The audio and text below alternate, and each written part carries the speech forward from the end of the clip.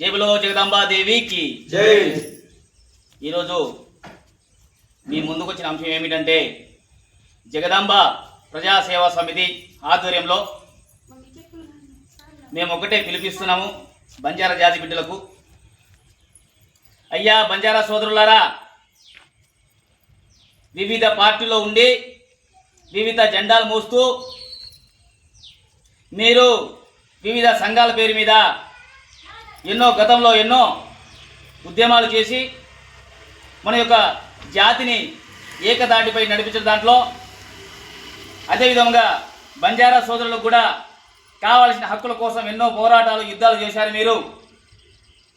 కాబట్టి ఇప్పుడు అందరూ ఒకే సమన్వయంతో సమిష్టి నిర్ణయంతో ఐక్యమత్యమై మన యొక్క గళాన్ని విప్పే రోజు ఆసన్నమైంది.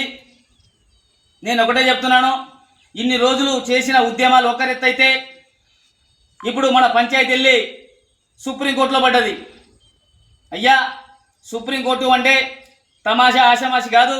రేపు 9వ తారీఖున సుప్రీంకోర్టులో ఇచ్చే అంటే ఈ బంజారా తెగలు కావచ్చు, అదేవిధంగా లంబాడీలు సుగాలి పేరు మీద ఉండే బంజారాలకు తీరని అన్యాయం జరగబోతుంది.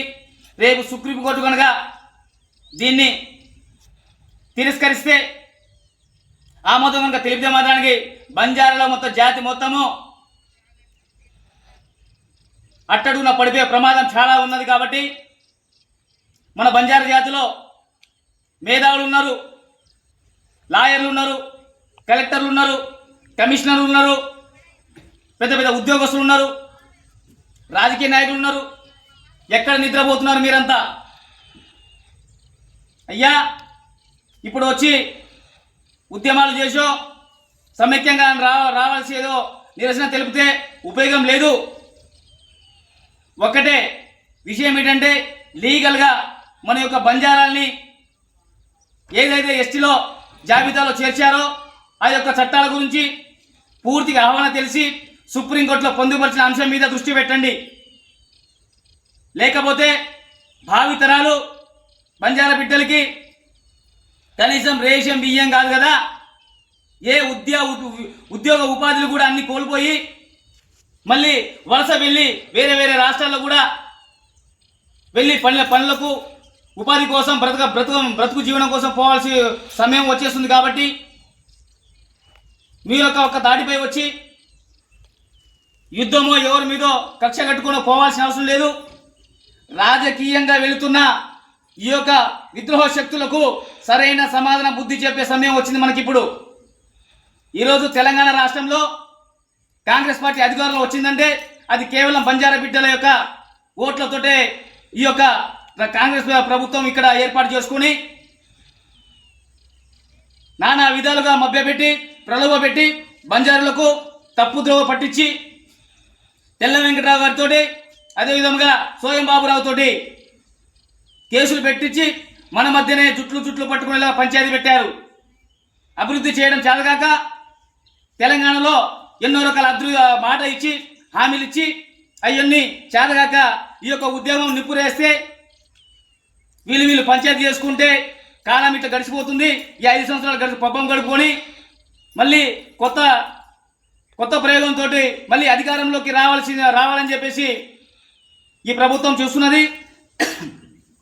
కాబట్టి బంజారాలు అందరూ మీరు ఒకటే నేను చెప్తున్నాను, ఈ తెలంగాణ రాష్ట్రంలో బంజారుల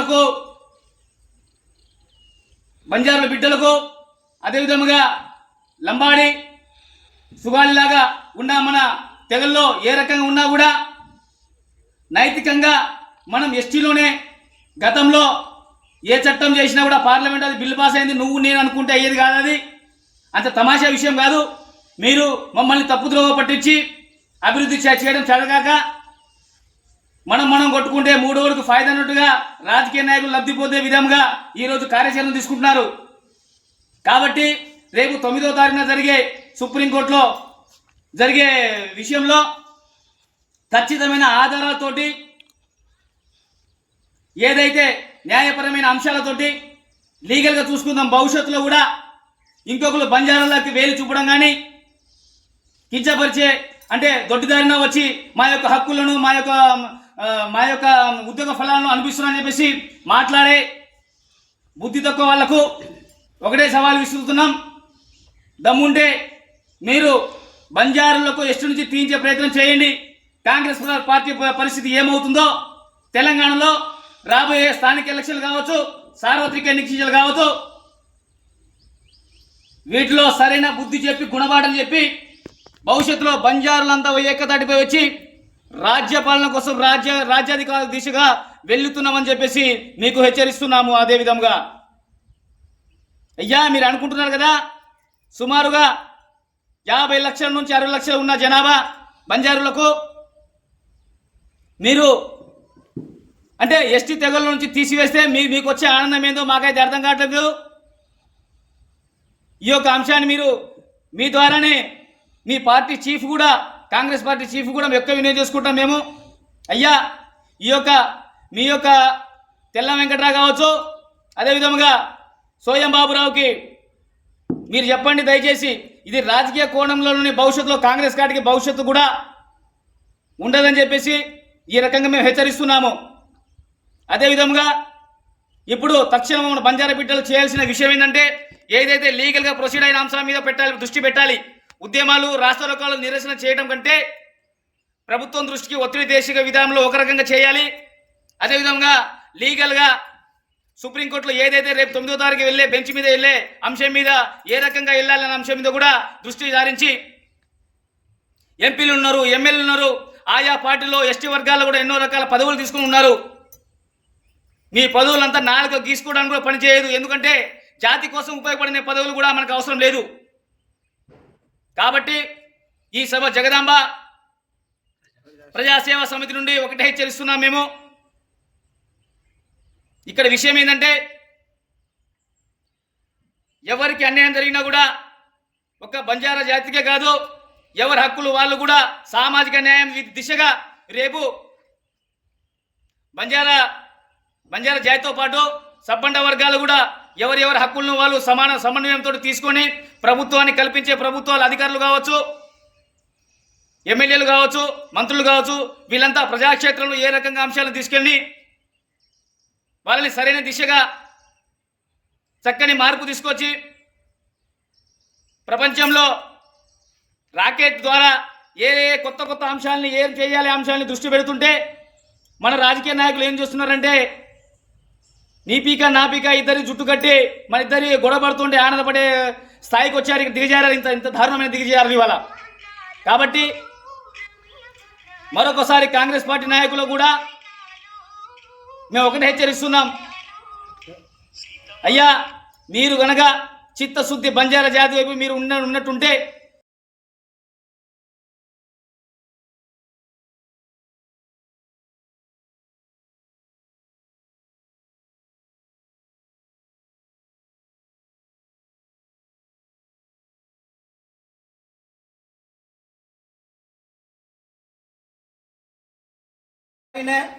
आदिवासी हो तो कहीं अपना हो तो कहीं वन छीन जो कहीं अपन छजो कहीं अपन छीन जो कहीं वन छीन जो कहीं से एक भाई बंदे అన్నదమ్ములాగా రేణుకని కేతాని మనం మనవి కడుతూ అప్పుడు సీతారాం నాయక్ సుధా చాలా గత సంవత్సరం నుంచి 1976లో अपने गिरिजन संघ చాలా ఉపయోగ పడవజోకొని సీతారాం నాయక్ छे అలాగనే అప్పుడు ఈ చదువుకున్న నాయకులే చాలా పోరాటం కరమెడజోకొని పృథ్వీరాజ్ సుధా పోరాటం కరమెడజోకొని జమ్మి తెమ్మెడజోకొని వీరుళ్ళు పృథ్వీరాజు అట్టటి పృథ్వీరాజుల పరే ఇట్టటి గ్వారి భారతీయ పరే అట్టటి పోరాటం కర్రకనుకతో సిగ్గు చెట్టు కనుక తాని ఆదివాసు బిడ్డలారా ఖబర్దార్ కనుక తాని మే ఈ బంజారా సంఘం తరపు నుంచి అప్పుడు గ్వార్ భాయ్ తరపు నుంచి అదే రోజుకొని ఆ జరుగులు జోగొని పోతే आप 8-9 दाड़ती में देख रो तिरुपति हतिराम बालाजी बापू महाराज ने आज कुलचाणु के तानी प्रयत्न करता कोई विधंगा करते वो रूप ग्वारिया से मतलब अपन वीडियो షాప్ से मतलब वीडियो दे मिले जन से